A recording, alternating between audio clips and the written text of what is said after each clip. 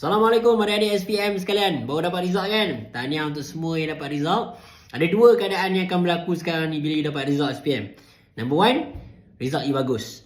Kalau result anda bagus, Alhamdulillah. Kekalkan momentum tu. Kejayaan ni, dia ada jangkitan-jangkitan seterusnya yang akan berlaku. So kalau ada satu kejayaan dah berlaku, dia mesti kena kekalkan momentum.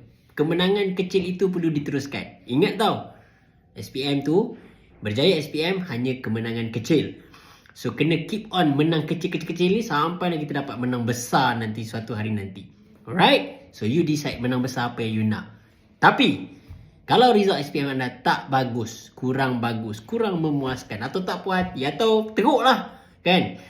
Ingat, itu adalah benda bagus yang berlaku dalam hidup anda sekarang. At least dia berlaku waktu SPM, bukan berlaku pada umur you 30, 40, 50.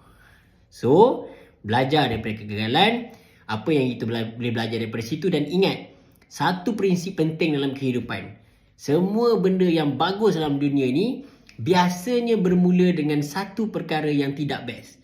Sebab tu, ada prinsip yang menyatakan, di sebalik kesusahan, ada kesenangan.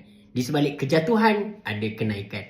So, sekarang ni, dah tak ada pilihan lain. You dah tak ada pilihan untuk jatuh lagi.